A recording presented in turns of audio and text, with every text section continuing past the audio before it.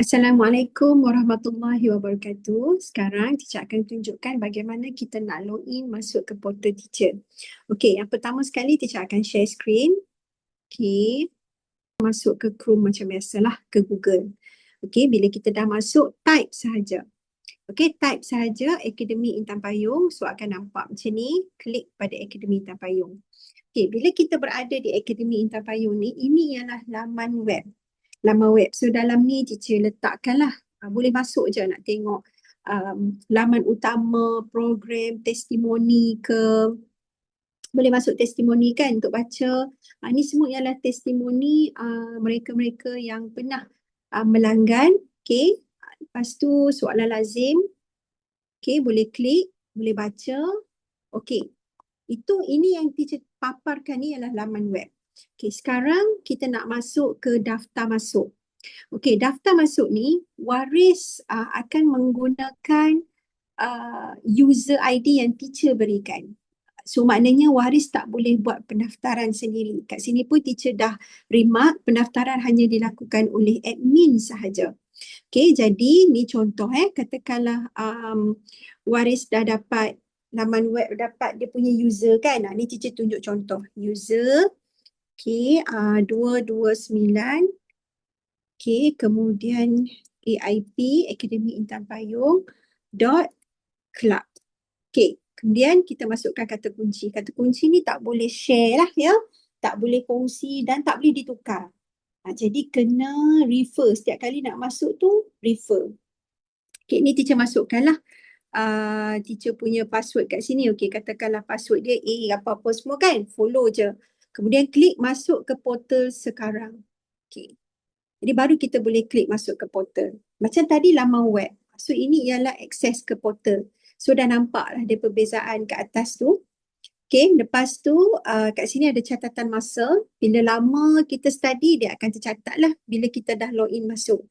Kemudian courses ni depends pada course yang kita ambil. Kalau kita beli banyak modul, banyaklah courses dia. Okay, lepas dah kita masuk di sini, kita klik mula.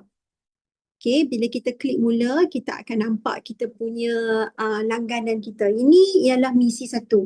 Okay, ni teacher tunjukkan contoh misi 1. Okay, klik kat sini. Okay, kita akan dapat yang ni. Sebab teacher untuk misi 1, teacher sediakan 300 soalan. Okay, boleh jawab unlimited. Asalnya teacher nak letakkan had menjawab.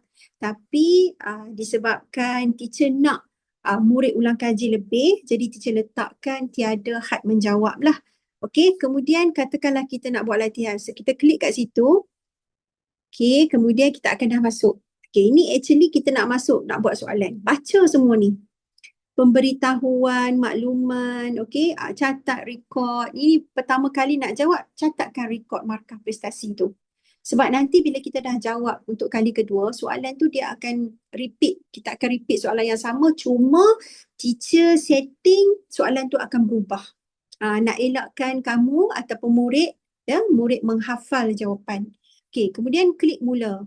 Okey, bila kita klik mula, kita pun dah boleh jawab soalan. Okey, untuk soalan ni nampak tak? Teacher dah setting sistem tak boleh patah balik kepada soalan seterusnya, nampak?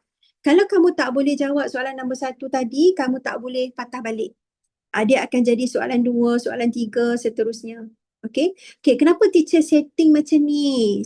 Teacher setting macam ni sebab kita tak tahu portal yang pihak kementerian sediakan.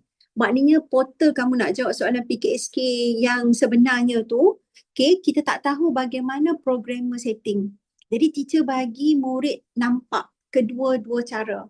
Sebab kita kena faham macam ni, kita punya matlamat nak bersedia untuk apa sahaja sebarang kemungkinan yang pihak KPM sediakan untuk kita. Jadi sebab kita nak berjaya ke sekolah khusus, maka teacher kena form satu setting yang macam ni lah, berbeza-beza. Okay, sebab teacher, kalau ikutkan portal teacher ni, teacher mula pada tahun 2021 portal ni. Jadi dah berapa tahun dah portal ni kan? Banyak tahun dah. Kalau tahun 2020 tu, masa tu teacher antara yang awal menggubah soalan PKSK untuk dijadikan sebagai bahan ulang kaji. Tetapi pada waktu tu teacher tak bangunkan lagi portal ni. Teacher hanya buat soalan, Kemudian hantar soft copy melalui email, kemudian waris akan cetak soalan. Tapi bila cetak soalan, kita tak boleh train murid. Teacher dengan husband teacher merasakan bahawa kita tak boleh train murid untuk merasai situasi sebenar. Murid kena ada satu pengalaman bagaimana nak guna mouse, nak guna komputer, bagaimana nak jawab soalan online, okey? Dalam portal KPM juga, untuk soalan PKSK sebenar, teacher pun tidak pasti sama ada pihak KPM menyediakan set masa macam ni ataupun tak. Kalau tak ada, maknanya kamu kena sentiasa ingat untuk tengok kamu punya jam. Tapi dalam portal, teacher sediakan. Kenapa teacher sediakan? Teacher nak kamu sentiasa beringat. Bila kamu jawab soalan teacher, kamu sebenarnya sedang berlatih untuk simulasi sebenar. Jadi kamu akan sentiasa teringat untuk refer kepada jam ataupun tempoh masa atau masa berbaki yang kamu boleh jawab soalan ni.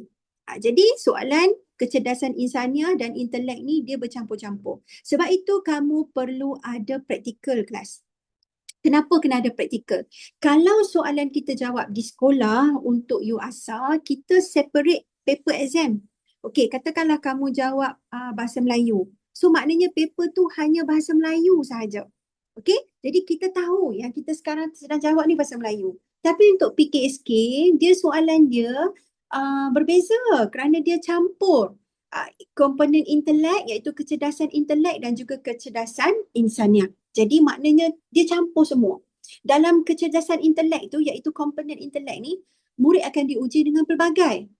Kita punya pengetahuan matematik, pengetahuan sains, pengetahuan IQ. Pendek kata apa yang kita belajar di sekolah. Semuanya akan diuji.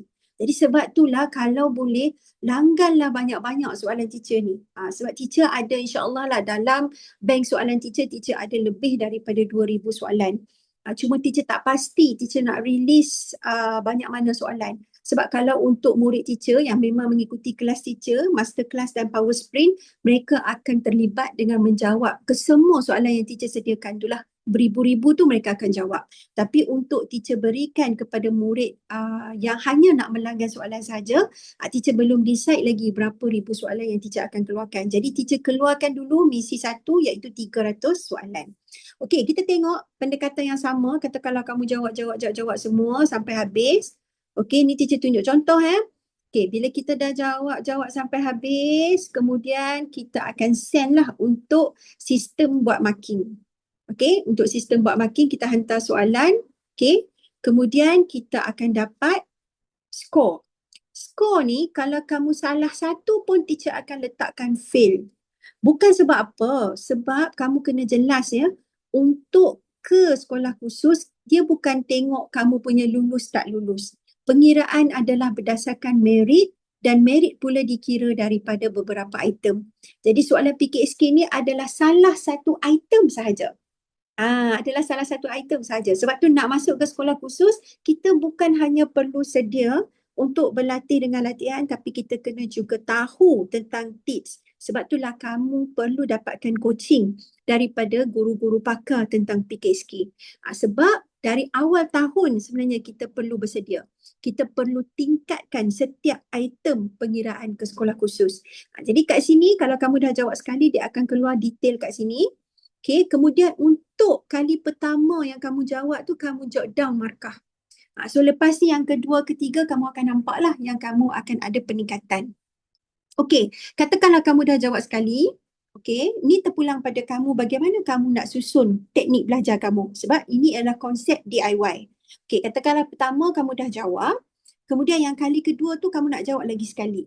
Okay, so terus jawab lagi sekali selepas tu. Ataupun kamu set lah keesokannya ke minggu depan ke tu terpulang pada kamu. Kemudian lepas kamu dah buat kali kedua, barulah kamu ada markah baru kan. Okay, so katakanlah kamu rasa macam kamu nak semak jawapan, nak baca explanation jawapan. Boleh baca dah. Teacher terangkan explanation jawapan kat sini.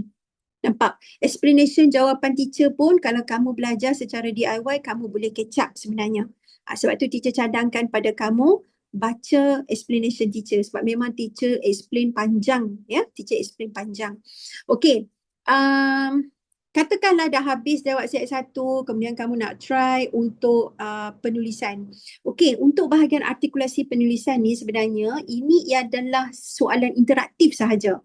Interaktif ni maksud dia teacher hanya pelbagaikan latihan interaktif untuk kamu sahaja. Okey, teacher tak buka dah pendaftaran one to one sebab terlampau banyak skrip yang teacher nak kena semak. Jadi teacher tak buka dah penandaan one to one. Masa awal-awal dulu yes, teacher buka lah penandaan one to one tu. Okey, jadi untuk sekarang kamu hanya jawab berdasarkan interaktif. Ingat ya, untuk soalan PKSK artikulasi penulisan, kita tidak ada jawab secara online macam portal yang kamu jawab sekarang ni. Ini adalah latihan interaktif by teacher only. Jadi yang kamu nak kena jawab untuk artikulasi penulisan ialah kamu kena jawab menggunakan kamu punya kita kata tulis tangan. So kamu kena jawab tulis tangan. Itu sahaja. Teacher sediakan latihan interaktif tu sampel karangan. Okay, ada juga daripada karangan-karangan yang teacher sediakan ni, banyak sampel karangan. Yang ni teacher release sikit saja sebab yang masuk kelas teacher tu banyaklah sampel karangan. So ada je sampel karangan yang alhamdulillah keluar pada tarikh exam sebenar. Okey, set 2 pula kamu nak masuk teknik yang sama juga. Okey, sama juga macam teacher buat ni, baca dulu kemudian tekan mula. Okey, sama juga. Kemudian kalau kamu nak tengok set yang ketiga pun sama juga. Okey, kejap. Okey, katakanlah kamu nak jawab yang ni, set ketiga pun sama juga pendekatan dia. Okey, itu sahaja. Okey, teacher harap kamu jelas. Soon, try jawab. Okey, buat latihan ulang kaji, banyakkan soalan. Okey, banyakkan soalan. Okey, itu sahaja. Kita jumpa lagi untuk video yang seterusnya. Okey, Assalamualaikum.